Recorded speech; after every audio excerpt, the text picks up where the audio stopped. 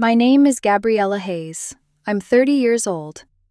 And if you had asked me that night what I was about to lose, I would have said nothing. Because from the outside, it looked like I had already learned how to live with disappointment. Not survive it. Live with it. There's a difference. One is loud. The other is quiet. The kind that settles into your bones until you stop expecting anything better.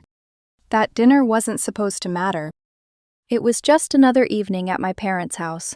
The same table, the same voices, the same patterns that had been repeating for years.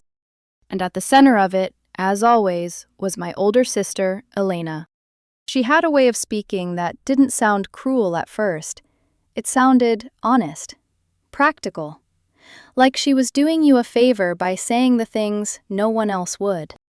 But honesty, I've learned, can be a very convenient mask. Caleb sat beside me that night, quiet as always. 18 years old, 2 weeks into adulthood technically, though nothing about him had changed overnight. He still listened more than he spoke, still observed everything, still underestimated by everyone at that table, especially Elena. She raised her glass halfway through dinner, her voice cutting cleanly through the room. "I'll be honest, Gabriella," she said, like she was about to compliment me. "Your son is unlikely to achieve anything great." No build-up, no hesitation, just that. Her husband gave a small nod beside her, like this was a reasonable conclusion, something obvious. Caleb didn't react. He didn't even look up. And for a moment, neither did I. Because this wasn't new. Elena had been predicting Caleb's failure since he was 12. Not quietly, not privately. At birthdays, at holidays, at any gathering where there was an audience. Like it was a tradition she refused to break. I felt it, though, that familiar tightening in my chest. The part of me that wanted to defend him, and the part that knew he didn't need defending anymore. So I smiled. Soft. Controlled. "That's interesting," I said. "He already has opportunities you never had." The table went still for just a second.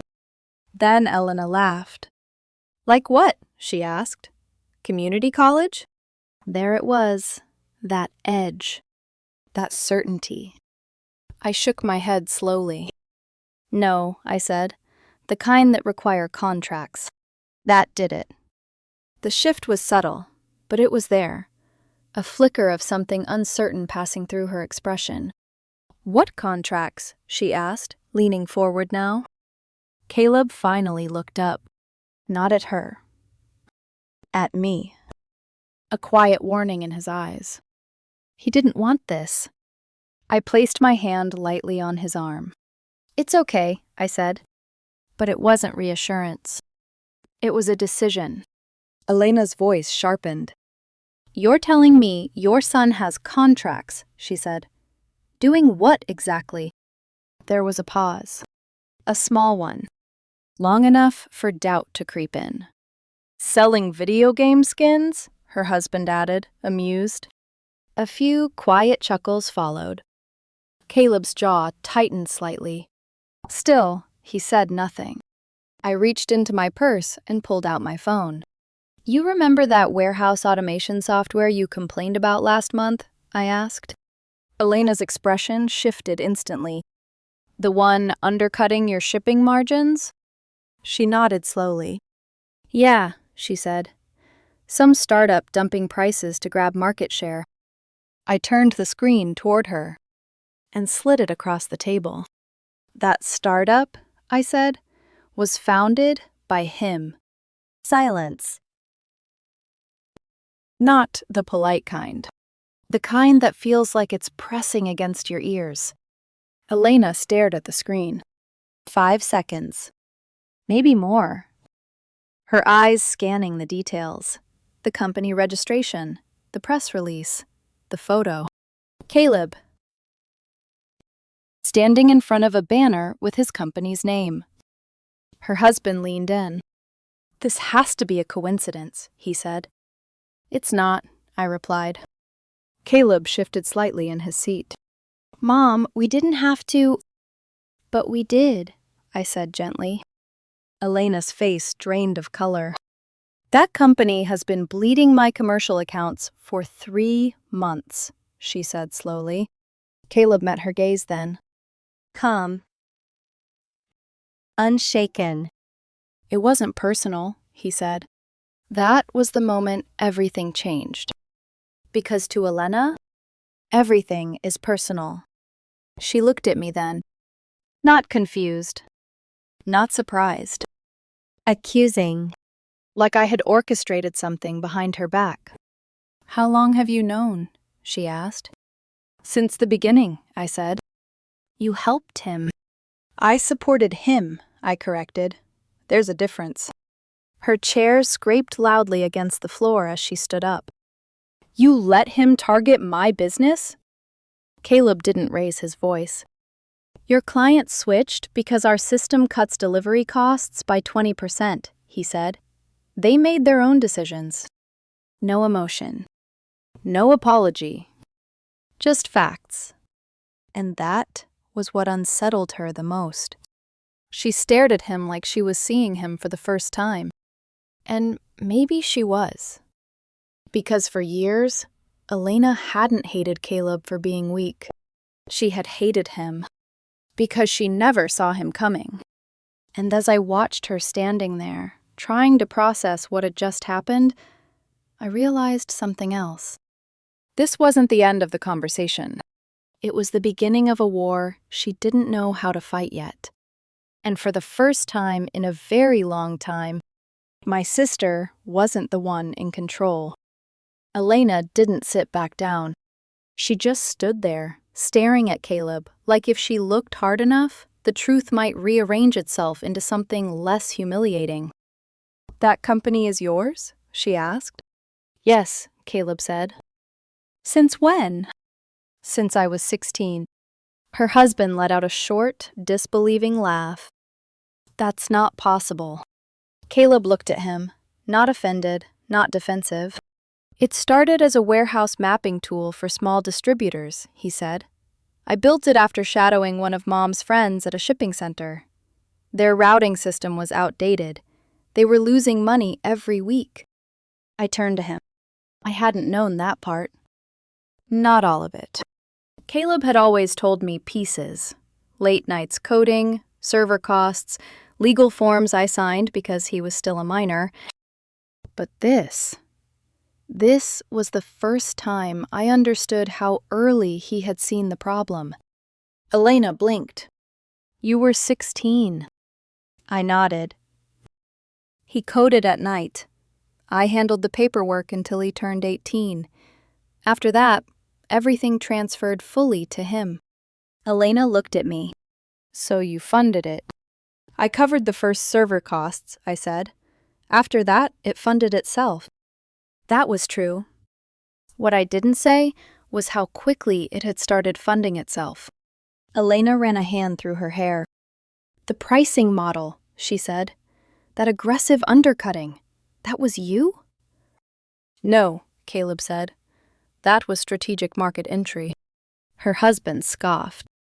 "You're telling us an 18-year-old outplayed a company that's been operating for 15 years? Caleb's face didn't change. "We studied the industry for 2 years before launch." "We?" Elena asked. Caleb hesitated for half a second. "My team." That landed harder than anything else.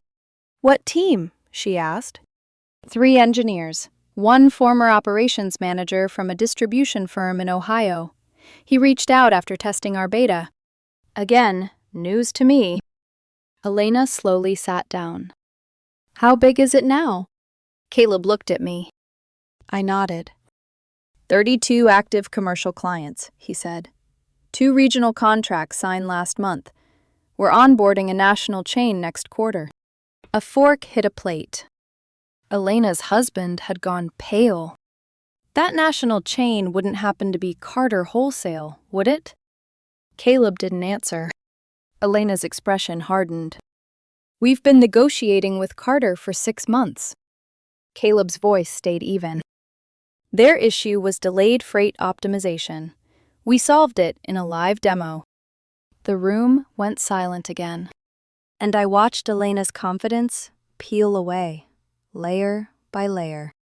You went after my clients deliberately, she said. No, Caleb replied. We targeted inefficient logistics networks. Yours qualified. It was such a simple sentence. So clean. So devastating. And that was when I saw something in my sister I had never seen before. Fear. She picked up my phone again, scrolling through the press release. Her eyes stopped near the bottom. The investor mentioned here, she said. Who's backing this? Caleb answered calmly. We closed our first seed round 3 months ago. My stomach dipped. Seed round? He hadn't told me that part yet. How much? Elena asked. Caleb held her gaze. Enough. Her husband whispered, This can't be real. But it was. Elena looked at me again. You knew he was competing with me? Yes. And you said nothing. You never asked. That hit her harder than I expected. Because it was true. Elena had never asked about Caleb's interests, never asked what he was building, never asked why he stayed up late, or why old laptops appeared in our kitchen, like broken birds waiting to be revived. She only made predictions. And now, one of them had collapsed in front of her. Elena leaned back slowly. If Carter signs with you, I lose 40% of my regional revenue. Caleb didn't smile. We didn't design the system to hurt you. Elena gave a tight nod. But it will. And for the first time in years, my sister wasn't laughing at the table. She was calculating. I knew that look. I had seen it when we were children, when she lost a game and immediately changed the rules, when someone else received praise and she found a way to make the room about her again. This wasn't over. The next morning, Elena called me at 7:12. She never called that early unless something was wrong. You need to tell him to back off Carter, she said the moment I answered. Good morning to you too. I'm serious, Gabriella. So am I. There was a pause. He's 18. He doesn't understand what this will do. He understands contracts, I said. He reads every line. You think this is funny?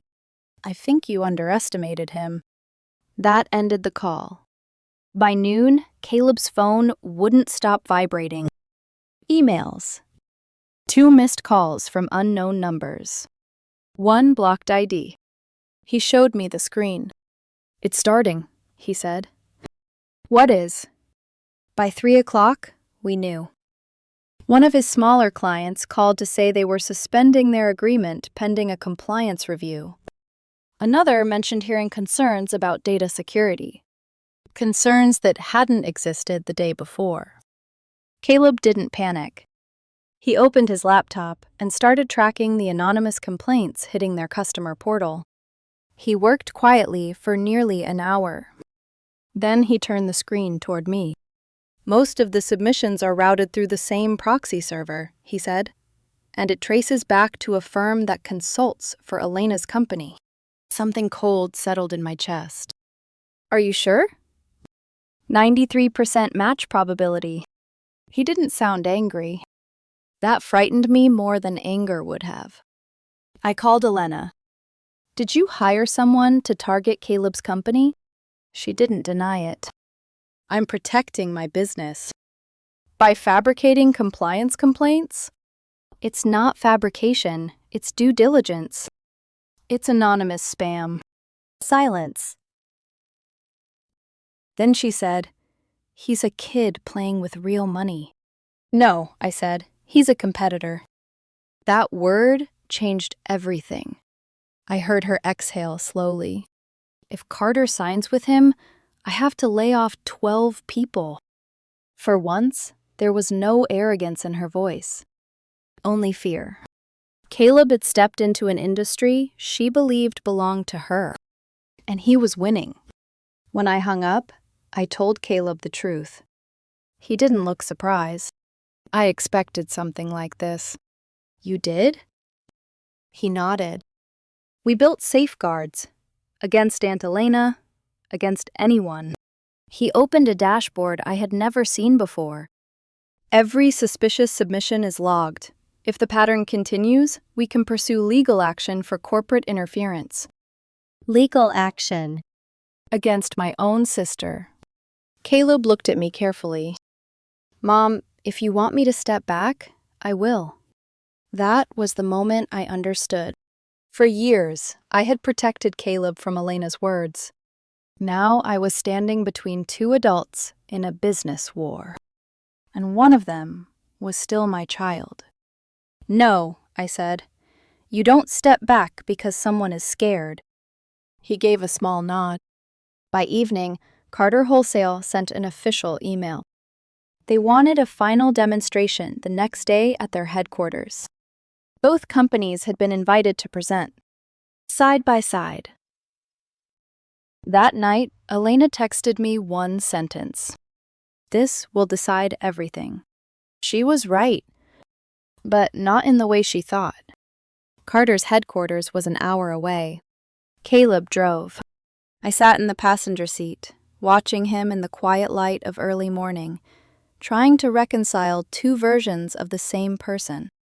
The boy who used to sit at the kitchen table, dismantling old laptops just to see how they worked, and the young man now walking into a room where decisions would move millions of dollars. He didn't look nervous. He didn't look excited. He looked focused, like this was just another problem waiting to be solved. When we arrived, Elena was already in the lobby. She stood with her husband, posture perfect, expression carefully controlled. The version of her the business world knew, confident, polished, untouchable. She didn't greet me. She didn't even look at me. Her eyes stayed on Caleb. I hope you understand what's at stake, she said. Caleb answered before I could. I do. No hesitation. No emotion. Just certainty. The presentation room was enclosed in glass on three sides. 6 executives sat around the table, laptops open, faces neutral in that practiced way that reveals nothing. Elena went first. Of course she did. She moved through her presentation like she owned the space.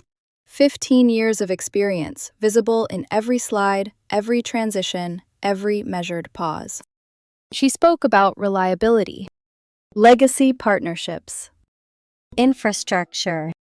workforce stability, everything that made her company feel safe. Then she did something subtle. A slide appeared. No company names, just data. Statistics about startup volatility. Early stage failures. Data breaches in young tech firms. She didn't say Caleb's name. She didn't have to. Everyone in that room understood exactly what she was doing. I glanced at him. He didn't react. Not even a flicker. When she finished, there was polite nodding. Acknowledgement. Respect. Then it was Caleb's turn. He didn't stand. He didn't move to the front of the room. He just opened his laptop. We ran a simulation using your last quarter shipping data, he said. With your permission, I'll show you projected adjustments. One of the executives nodded. Caleb typed. Routes shifted on the screen in real time. Clusters reorganized. Fuel consumption metrics dropped. Projected savings 18.7%. One of the executives leaned forward. Can you account for seasonal volume spikes? Caleb adjusted the parameters instantly. 17.9% with peak season variance. Elena crossed her arms. What about system overload during unexpected demand surges? Caleb tapped again. Redundant cloud distribution across 3 regions. Automatic load balancing. Failover response under 2 seconds. No hesitation. No filler. Just answers. Then came the question none of us expected. What happens if your company is acquired? The room shifted. Caleb didn't.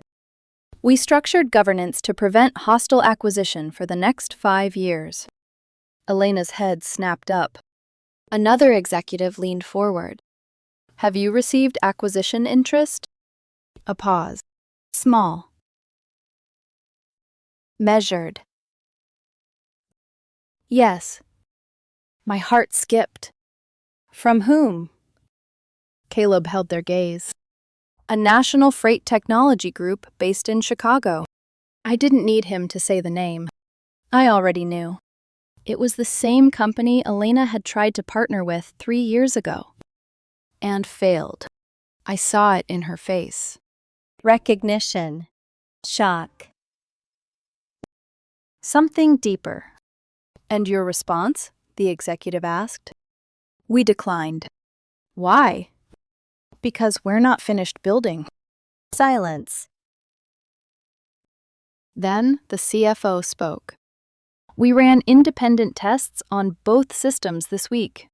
Elena's posture tightened. Your solution is stable, he said, looking at her. Proven. But it requires manual oversight that increases labor hours. He turned to Caleb. Yours reduces labor dependence significantly. Another pause. We need 48 hours to finalize our decision. And just like that, it was over. No handshakes. No congratulations. Just quiet exits. In the parking lot, Elena finally spoke directly to Caleb.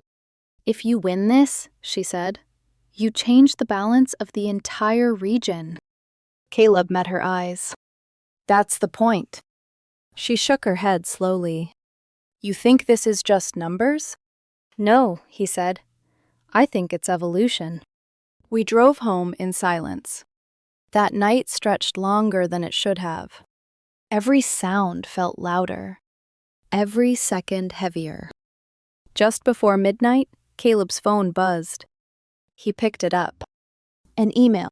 From Carter's board. Subject line. Partnership confirmation. He opened it. Read it once. Then handed it to me. They chose him. The room didn't erupt. There was no celebration. Just a quiet shift. Like something fundamental had changed, and we were both still catching up to it. Then my phone rang. Elena. I answered. But it wasn't anger I heard. It was something worse. Desperation. I need to meet him, she said. Tonight. It's almost 1 a.m. I don't care. I looked at Caleb. He was already watching me. Not excited. Not surprised. Prepared. Tell her to come over, he said. She arrived 20 minutes later. No husband. No confidence. Just Elena. Standing in my living room like she didn't recognize the space anymore. She didn't sit. You won, she said. Caleb nodded once. Carter finalized it. I know. How? They copied me on the transition timeline. Of course they did. Elena paced once across the room. 12 layoffs minimum, she said. Maybe more after Q3. Caleb didn't respond. Then she said it. The one thing I never thought I would hear from her. Buy me out. The room went still. What? I asked. She looked at Caleb. Acquire my company. He blinked once. You tried to undermine us 2 days ago. That was business. So is this. She exhaled sharply. You don't understand what this contract does. Once Carter moves, the others will follow. You'll absorb half my market share in 6 months. Caleb didn't deny it. I built that company from nothing, she said. I'm not watching it bleed out because I underestimated you. For the first time, there was no arrogance, no sarcasm, just truth. You laughed at him for years, I said quietly. That's irrelevant. It's not. She ignored me. Her eyes stayed on Caleb. Name your price. Silence stretched between them. Not aunt and nephew anymore. Founder and founder. Finally, Caleb stood. I'm not interested in buying your infrastructure. Her face tightened. Then what do you want? Your client transition agreements. She frowned. Explain. We don't want your warehouses. We want your contracts integrated into our system before they collapse. She stared at him. You're asking me to hand over my entire client base in exchange for equity. The word hung in the air. Equity? She repeated. Caleb nodded. A minority stake in our company. You retain income. Your employees transition. Your brand dissolves over time. You're erasing me. No, he said. I'm evolving the structure. The same word. Evolution. She stared at him for a long time. You'd absorb everything. Yes. And I'd run it? Yes. She looked at me. Did you coach him for this? I shook my head. He did this on his own. Another silence. Heavier this time. How much equity? She asked. 8%. She let out a short, disbelieving laugh. For a company that just outmaneuvered me? It's generous, Caleb said. They held each other's gaze. Finally, Elena sat down. Draw up the terms. It wasn't pride. It wasn't defeat. It was survival. As she left that night, she paused at the door. You planned this, she said. For years. Caleb shook his head. No, he said. You just kept telling me I'd be nothing, and I wanted to make sure that wasn't true. After she left, the house felt different. Quieter. I looked at my son. You're sure about this? He nodded. This ends it. I wanted to believe him. I really did.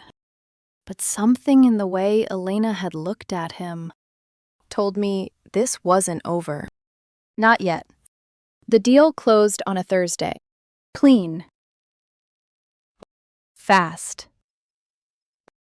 Almost surgical in the way everything shifted. By Monday, Elena's company no longer existed as its own entity. The name was still there on paper, temporarily, but the structure beneath it had already begun dissolving. Contracts were being transferred, systems integrated, employees onboarded into Caleb's platform with quiet efficiency. From the outside, it looked like a smooth transition. From the inside, it felt like watching a life get rewritten in real time. Elena came by once during those first few days. Not to argue, not to fight, just to observe.